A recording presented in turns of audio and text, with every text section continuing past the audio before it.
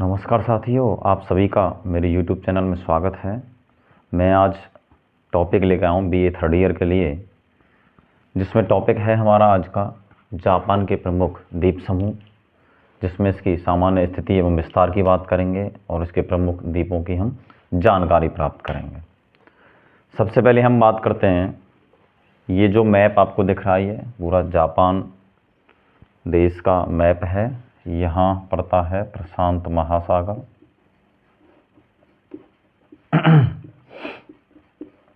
ये पड़ता है प्रशांत महासागर। अगर हम बात करें तो जो जापान देश है वो प्रशांत महासागर में स्थित है। ये एक द्वीपीय देश भी है, क्योंकि चारों तरफ इसके महासागर हैं, इसलिए इसको एक द्वीपीय देश भी कहते हैं। हम बात करते हैं जापान की, तो जापान एशिया महाद्वीप में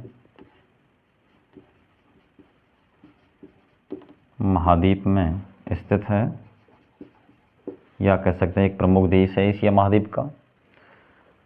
जापान की जो स्थिति है वो एशिया महाद्वीप में पूर्वी भाग में स्थित है,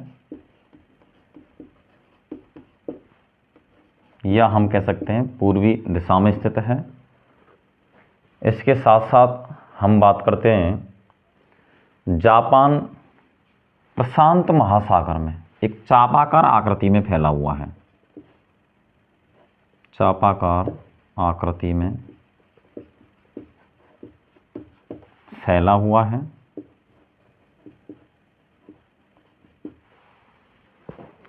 मैं समझ सकता हूँ आप चापाकार आकृति जानते होंगे। चापाकार आकृति जैसे प्रकाश से अपन एक चाप मारते हैं, उस चापाकार आकृति में ये जो जापान द्वीपीय देश है वो प्रशांत महासागर में एक चापाकार आकृति में फैला हुआ है। इसके साथ साथ हम इसकी थोड़ी सी दिशाओं की अगर हम बात करें तो ये उत्तर दिशा है, यहाँ इसकी हम दक्षिण दिशा की बात कर सकते हैं, ये पूर्वी दिशा है और ये पश्चिमी दिशा है।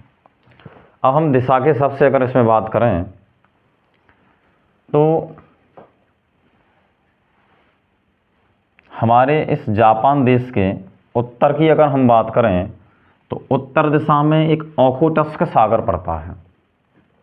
सागर का नाम है ओखोटस्क सागर, इसके उत्तर में स्थित है। अगर इसके दक्षिण और पश्चिम की बात करें तो यहाँ पड़ता है पूर्वी चीन सागर। दक्षिण पश्चिम में पूर्वी चीन सागर फैला हुआ है। इसके दक्षिण और इसके पूर्वी भाग की हम बात करें तो ये प्रशांत महासागर स्थित है, और इसके उत्तर और पूर्वी भाग में अगर हम बात करें तो यहाँ पड़ता है जापान सागर। अर्थात हम कह सकते हैं कि ये ओखोटस्क सागर, जापान सागर, पूर्वी चीन सागर, ये सभी जो जलीय भाग आपको चारों तरफ इसके दिख रहा है, ये पूरा जलीय भाग जो है ये प्रशांत महासागर का ही एक भाग है। ध्यान दीजिए छात्र, कोई अलग से महासागर नहीं है। पूरे विश्व में मैंने आपको बताया भी है कि 7 महाद्वीप हैं और 5 महासागर हैं। 5 महासागरों में बात करते हैं तो प्रशांत महासागर भी एक बहुत बड़ा महासागर है। प्रशांत महासागर में ही ये जो हमारा देश है जापान देश, ये चापाकार आकृति में फैला हुआ है।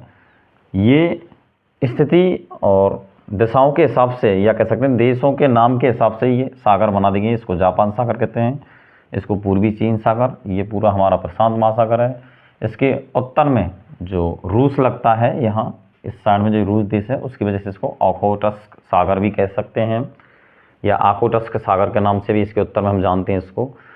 अब हम पूर्णतः ये कह सकते हैं कि जो जापान देश है वो पूरा का पूरा एक जलीय भाग में या महासागरों के बीच में स्थित है।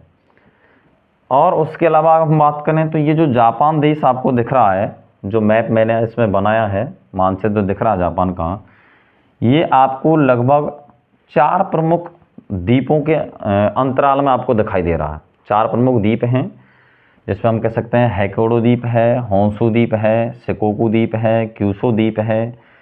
इससे पहले मैं थोड़ा सा आपको ये जानकारी देना चाहूँगा कि हमारा जापान देश लगभग छोटे छोटे 3,900 द्वीपों पर स्थित है।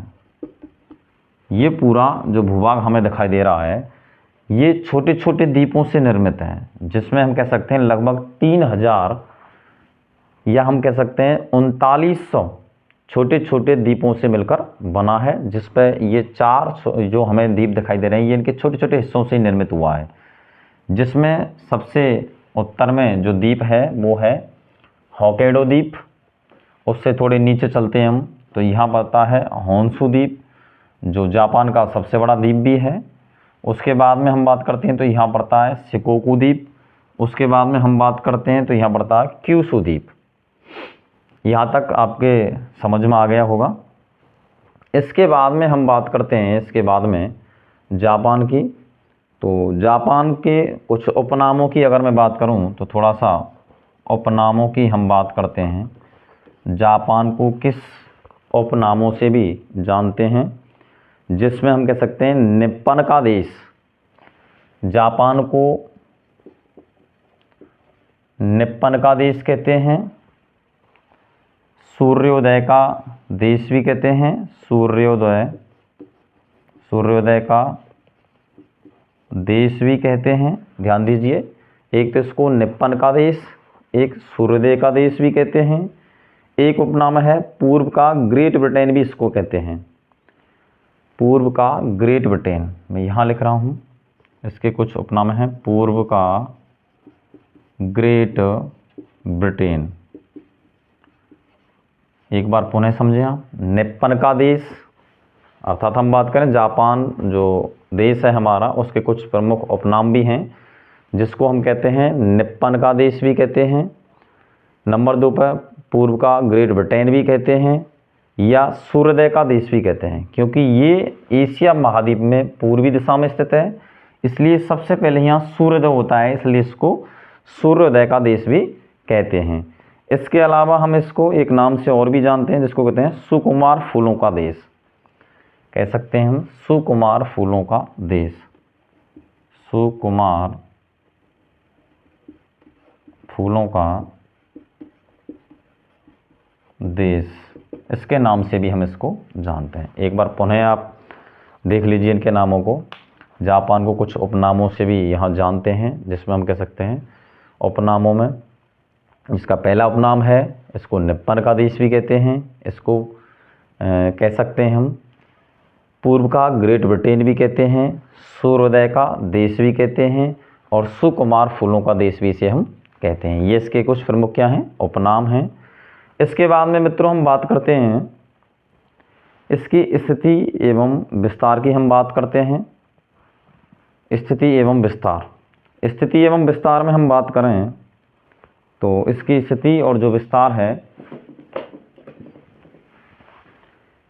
इसकी सामान्यतः जो स्थिति हम देखते हैं वो अक्षांश स्थिति में हम बात करें तो 30 डिग्री से 45 डिग्री उत्तरी अक्षांशों के मध्य ये देश फैला हुआ है। देखिए यह है अक्षांश रेखा, यहाँ पर मैं निशान लगा रहा हूँ, इसको बोलते हैं 30 डिग्री उत्तरी अक्षांश। 30 डिग्री उत्तरी अक्षांश इसको बोलते हैं, और 30 डिग्री उत्तरी अक्षांश से 45 डिग्री उत्तरी अक्षांश के मध्य, यहाँ पर मैं निशान लगा रहा हूँ, इसको बोलते हैं 45 डिग्री उत्तरी अक्षांश। 45 डिग्री उत्तरी अक्षांश इसको हम कह सकते हैं। अर्थात इसकी अक्षांशीय स्थिति की हम जो बात कर रहे हैं, तो विद्यार्थी आप लोग ध्यान दें, इसकी अक्षांशीय स्थिति की अगर हम बात करें तो ये जो आड़ी रेखाएं होती हैं वो अक्षांश रेखाएं होती हैं, और खड़ी रेखाएं जो होती हैं मैप पर वो देखते हैं वो देशांतरीय रेखाएं होती हैं। तो अक्षांशीय विस्तार की अगर हम बात करें तो उसके जैसे ग्लोब में भी मैंने कई बार आपको बताया है, एशिया महाद्वीप जो है उत्तरी गोलार्ध में आता है, इसलिए यहाँ की जो अक्षांश रेखा है वो उत्तर की ओर हम गिनी जाती हैं। अब देखिए इसका जो अक्षांशीय विस्तार है वो 30 डिग्री उत्तरी अक्षांश से लेके और 45 डिग्री उत्तरी अक्षांशों के मध्य जापान की अक्षांशीय स्थिति फैली हुई है। इसके बाद में हम देशांतरी स्थिति की बात करें तो देखिए ये जो रेखा है गुजर रही है, ये और एक रेखा और निशान लगाते हैं हम यहाँ। ये जो रेखा है ये देशांतरीय स्थिति को दर्शाएगी। और देशांतरीय स्थिति का अगर हम बात करें तो यहाँ 129 डिग्री से लेके 146 पूर्वी देशांतरों तक फैला हुआ है। 129 मैं यहाँ लिख रहा हूँ, 129 डिग्री से लेके 146 यहाँ लिख रहा हूँ, 146 डिग्री। इनके मध्य 129 डिग्री पूर्वी देशांतर से, क्योंकि विद्यार्थी आप लोग ध्यान दें, ये जो खड़ी रेखा अभी मैंने आपको बताया, उत्तर से दक्षिण की ओर ग्लोब पर खींची जाने वाली जो रेखाएं होती हैं वो देशांतर रेखाएं होती हैं। और यहाँ हम जापान की अक्षांशीय और देशांतरी स्थिति की बात कर रहे हैं। तो देशांतरीय स्थिति की बात करें तो देशांतरी जो स्थिति है वो 129 डिग्री पूर्वी देशांतर से 146 डिग्री पूर्वी देशांतर तक फैला हुआ है। देखिए ये जो खड़ी रेखा जो आपको दिख रही है, यहाँ से हम निशान लगाएंगे इसको और यहाँ की स्थिति तक निशान लगाएंगे। ये भी देशांतर रेखा है। अब एक चीज़ ध्यान रखिए, पूर्वी देशांतर इसलिए लगाया जा रहा है क्योंकि जो हमारे एशिया महाद्वीप की जो स्थिति है वो 0 डिग्री देशांतर रेखा के पूर्व में स्थित है, इसलिए यहाँ पूर्वी देशांतर लगाया जा रहा है। तो 129 डिग्री पूर्वी देशांतर से 146 डिग्री पूर्वी देशांतर तक, पूर्वी देशांतर तक जापान देश फैला हुआ है। ये इसकी अक्षांशीय स्थिति और ये इसकी देशांतरीय स्थिति आपको मैंने जो बताई है, इसका एक बार आप स्क्रीनशॉट ले लें। हाँ जी विद्यार्थी, जल्दी ले लें, आप स्क्रीनशॉट ले लें इसका पूरा।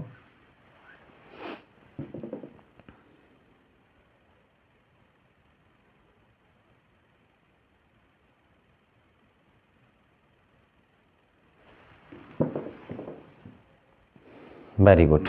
मैं इसको थोड़ा सा साफ कर देता हूँ।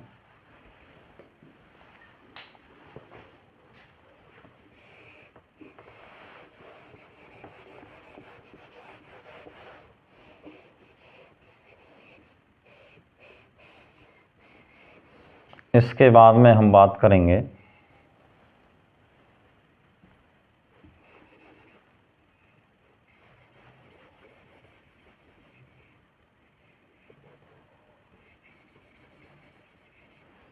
अब हम बात करते हैं इसके क्षेत्रफल की।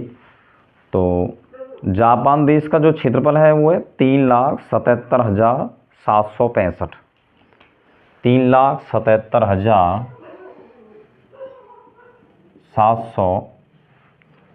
3,77,765 वर्ग किलोमीटर है। 3,77,765 वर्ग किलोमीटर है इसका क्षेत्रफल है। क्षेत्रफल पुनः ध्यान दीजिए, जापान का जो क्षेत्रफल है वो है आपका 3,77,765 वर्ग किलोमीटर है।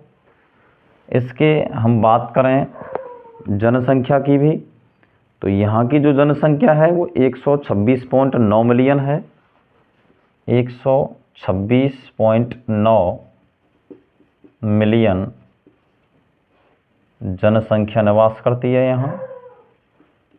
126.9 मिलियन जनसंख्या जो निवास करती है, ये 2011 की जनगणना के आधार पर, ध्यान दीजिए 2011 की जनगणना जो है उसके आधार पर 126.9 मिलियन जनसंख्या यहाँ निवास करती है जापान में। यहाँ के 4 प्रमुख द्वीप हैं। 4 प्रमुख जो मैंने द्वीप बताया था, पहला द्वीप है आपका प्रमुख द्वीपों में होक्काइडो द्वीप।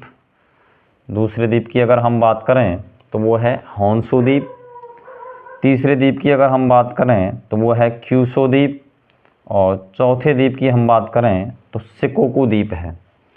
इन सभी द्वीपों में सबसे बड़ा जो द्वीप है वो है, सबसे बड़ा द्वीप होन्शु। सबसे बड़ा द्वीप जो है वो है होन्शु द्वीप।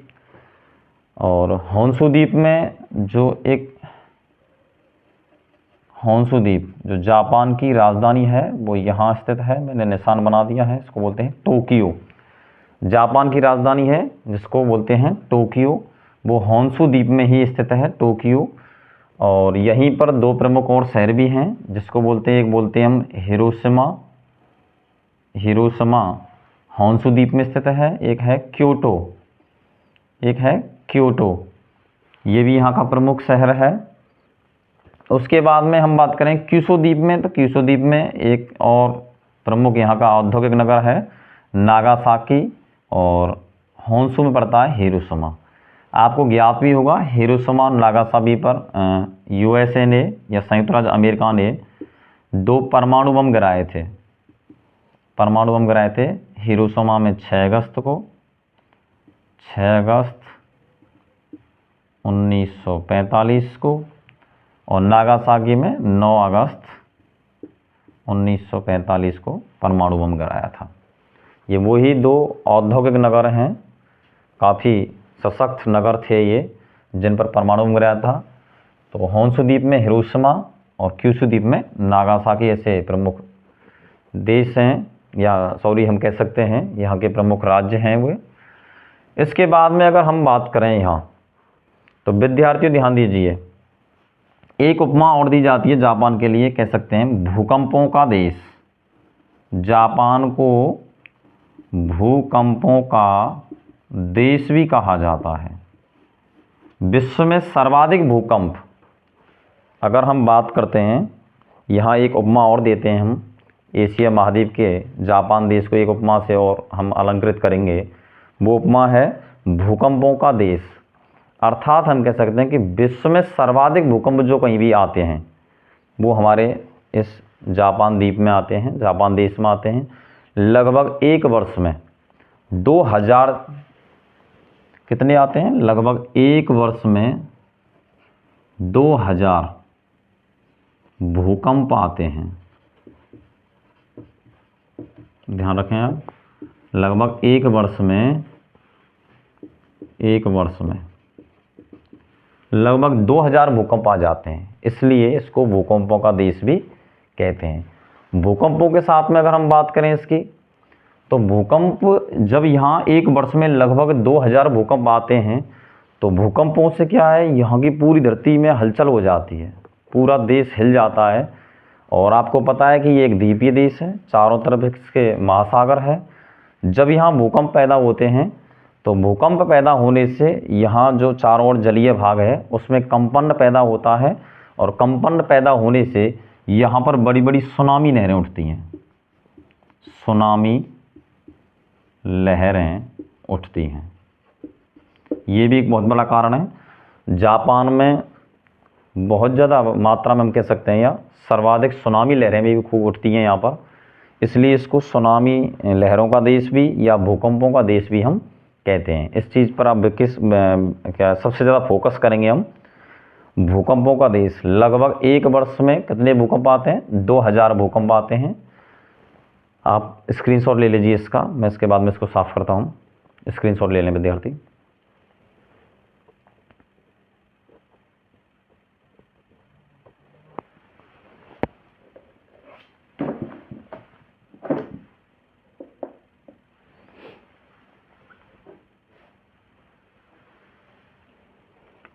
अब विद्यार्थियों हम बात करते हैं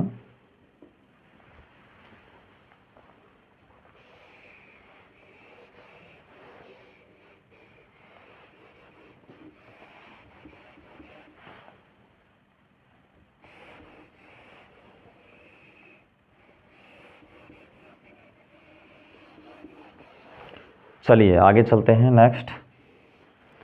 इसके बाद में हम बात करते हैं कि जापान मुख्यतः एक पर्वतीय देश है। जापान एक पर्वतीय देश है, ध्यान दीजिए, वेरी इंपॉर्टेंट पॉइंट है। मुख्यतः जापान एक पर्वतीय देश है और यहाँ का लगभग 85% भूभाग पर पर्वत फैले हुए हैं, पर्वत फैले हुए हैं, ये ध्यान दें आप। जापान एक पर्वतीय देश है, या हम कह सकते हैं यहाँ 85% भूभाग पर पर्वत ही पर्वत देखने को मिलते हैं। इन पर्वत श्रेणियों के पूर्वी व पश्चिमी तटीय भागों में, अब मैंने अभी आपको बताया है कि जापान एक पर्वतीय देश है, तो जितने भी आपको द्वीप दिखाई दे रहे हैं, इन द्वीपों पर आपको सर्वाधिक ज्वालामुखी पर्वत दिखाई देंगे। यहाँ ज्वालामुखियाँ भी खूब फूटती हैं। जैसे अभी मैंने आपको बताया था कुछ समय पहले, भूकंपों का देश भी हम किसको कह सकते हैं, या हम कह सकते हैं यहाँ सर्वाधिक सुनामी लहरें भी आती हैं, या फिर हम कह सकते हैं कि ये जो प्रशांत महासागरीय पेटी है, पूरी प्रशांत महासागरीय पेटी, प्रशांत महासागरीय पेटी में ज्वालामुखी फूटती हैं। सर्वाधिक मात्रा में प्रशांत महासागरीय पेटी में ज्वालामुखी भी देखने को मिलती हैं। तो यहाँ जितने भी ये पर्वतीय देश मैंने अभी आपको बताया है, तो यहाँ काफ़ी मात्रा में जागृत ज्वालामुखी भी हैं, सुषुप्त ज्वालामुखी भी हैं। ज़्यादातर आपको जागृत ज्वालामुखी भी देखने को मिलेंगी, जैसे फ्यूजियामा यहाँ की सबसे बड़ी ज्वालामुखी है, या ज्वालामुखी पर्वत भी है यहाँ। उसके बाद में हम बात करते हैं, तो ये पूरी जो प्रशांत महासागरीय पेटी है, वहाँ ज़्यादातर जो ज्वालामुखी वो फूटने को देखने को मिलती हैं। तो यहाँ पर ज़्यादातर जो पहाड़ियाँ हैं वो ज्वालामुखी निर्मित हैं, इसलिए इनके पूर्वी भागों में हम बात करते हैं, इन पर्वत श्रेणियों के पूर्वी व पश्चिमी तटों पर पर्वतों के बीच में कुछ संकरे मैदान भी मिलते हैं।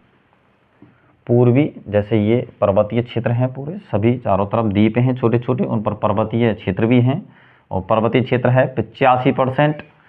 इन पर्वतीय क्षेत्रों के, या तो हम पूर्वी क्षेत्रों की बात करें जो तटवर्ती क्षेत्र हैं, महासागरीय तटवर्ती क्षेत्र हैं पूर्वी, या फिर पश्चिमी, सभी जगह पश्चिमी या पूर्वी तटीय क्षेत्र हैं।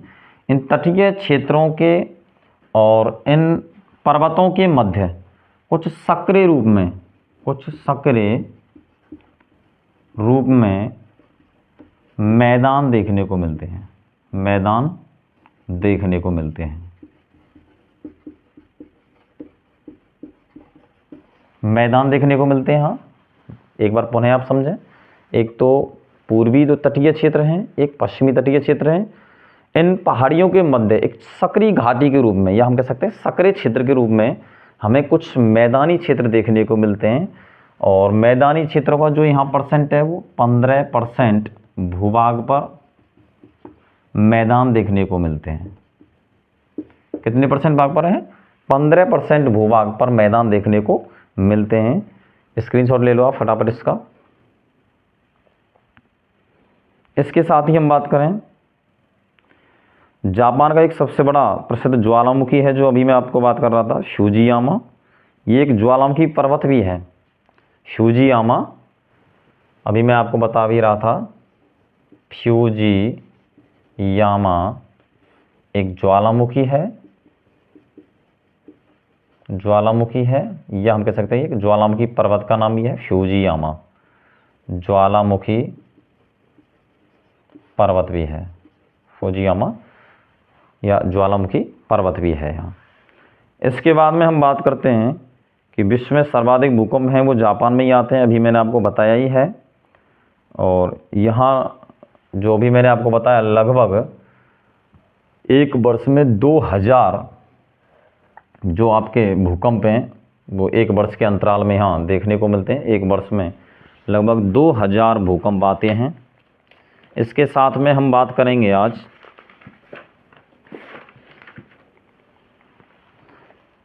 यहाँ की ज्वालामुखी की। अगर हम बात करें, ज्वालामुखी की बात करते हैं, या ज्वालामुखी के बाद में हम बात करें, अगला जो क्षेत्र आता है इसमें हम इसके बाद में देखते हैं इसकी सामान्य स्थिति और विस्तार हो गया। सामान्य कुछ इसके उपनाम भी हमने देख लिए, स्थिति हमने देख ली। इसके बाद में हम बात करते हैं यहाँ की जलवायु की। विद्यार्थी ध्यान दें, यहाँ की जलवायु कैसी है देखते हैं जापान की। तो जलवायु में हम बात करें, शुरू में मैंने आप में बताया वीडियो जैसे ही प्रारंभ हुई इस समय कि जो जापान देश है वो एशिया के पूर्वी भाग में स्थित है। एशिया के पूर्वी भाग में स्थित है। तो मैंने आपको पहले भी बताया था कि यहाँ जो ग्रीष्मकाल होता है और एक होता है शीतकाल। यहाँ शीतकाल शुष्क होता है, ध्यान दीजिए। यहाँ शीत ऋतु जो होती है वो शुष्क होती है और ग्रीष्म ऋतु में वर्षा होती है। ध्यान दीजिए, यहाँ विंटर जो होता है वो शुष्क होता है, अर्थात कह सकते हैं शीतकाल जो है, शीत ऋतु है, वो यहाँ शुष्क रहती है। इसके अलावा हम बात करें यहाँ ग्रीष्म ऋतु जो है, ग्रीष्म ऋतु में खूब अधिक मात्रा में वर्षा भी होती है। इसलिए यहाँ की जो जलवायु है वो जलवायु है मानसूनी जलवायु। मानसूनी जलवायु देखने को मिलती है। आपको ये पता होगा कि ये एक द्वीपीय देश है, इसके चारों तरफ महासागर भी हैं और महासागरों से जलवाष्प जो पवनें चलती हैं स्थलीय भाग की ओर, वो अपने साथ में जल लेके चलती हैं, वाष्प लेके चलती हैं, जिससे बादलों का निर्माण होता है। और यहाँ से इन क्षेत्रों से उठने वाले जो बादल होते हैं वो यहाँ के पर्वतों से टकराते हैं और खूब अधिक मात्रा में यहाँ पर क्या करते हैं, वर्षा करते हैं। तो ध्यान दीजिए, यहाँ पर जो वर्षा होती है वो ग्रीष्म काल में होती है, अर्थात एशिया महाद्वीप के हम बात करें पूरे एशिया महाद्वीप की, तो एशिया के दक्षिणी भाग, एशिया का दक्षिणी भाग या दक्षिणी पूर्वी भाग में, दक्षिण पूर्वी एशिया में मानसूनी जलवायु पाई जाती है। मानसूनी जलवायु पाई जाती है। अब आपकी समझ में आ गया, ये जो वाला भाग है ये दक्षिणी एशिया, दक्षिण पूर्वी एशिया के अंतर्गत आता है।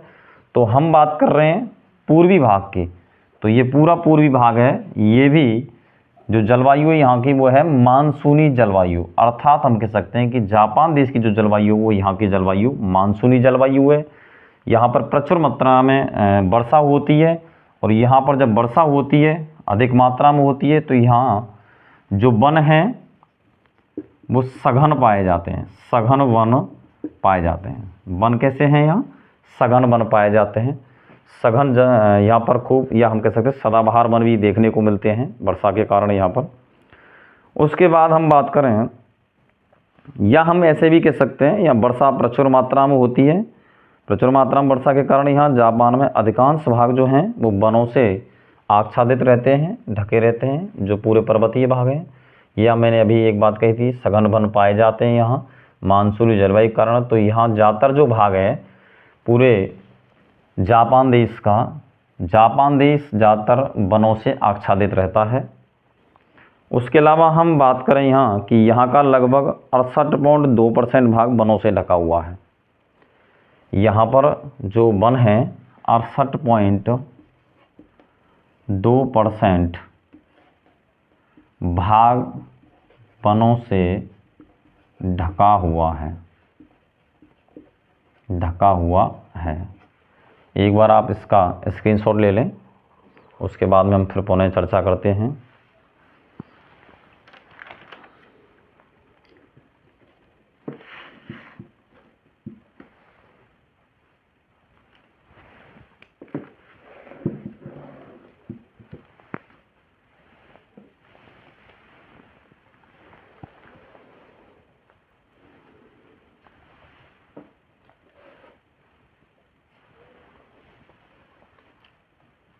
चलिए आगे चलते हैं।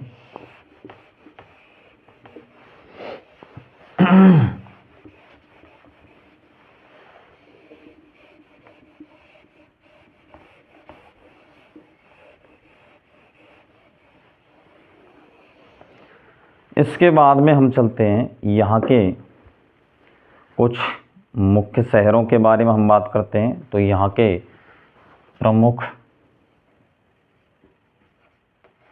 शहर, यहाँ के प्रमुख शहरों में हम बात करें तो यहाँ के प्रमुख शहरों में जो बात करते हैं, यहाँ के प्रमुख शहरों में हम बात कर सकते हैं टोक्यो है, मोकोहोमा है। यहाँ के प्रमुख शहरों में टोक्यो, क्योटो प्रमुख शहर हैं। टोक्यो, क्योटो, हिरोशिमा,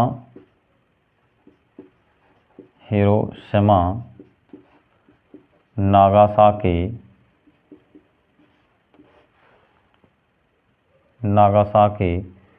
या हम बात कर सकते हैं टोक्यो हुआ, क्योटो हुआ, हिरोशिमा हुआ, नागासाकी हुआ, योकोहामा एक पड़ता है,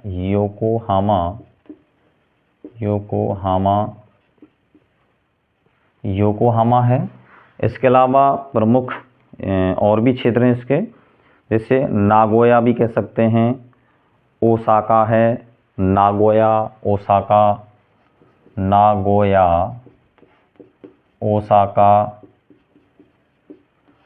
और एक क्षेत्र और है उसको बोलते हैं किंकी क्षेत्र भी कह सकते हैं हम। किंकी क्षेत्र भी है, यहाँ का प्रमुख शहर है किंकी।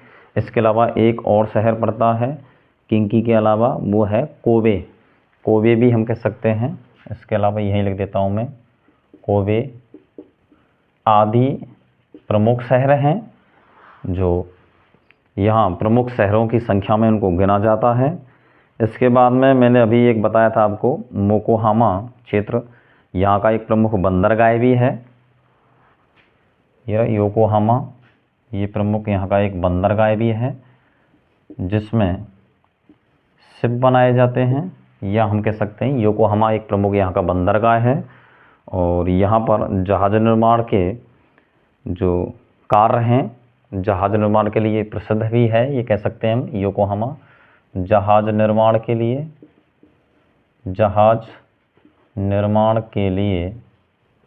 प्रसिद्ध है। तो विद्यार्थियों मैं कह सकता हूँ ये कुछ हमारी प्रमुख चीज़ें हुई। एक बार इसका आप स्क्रीनशॉट ले लीजिए, उसके बाद में मैं बात करता हूँ। स्क्रीनशॉट ले लें आप।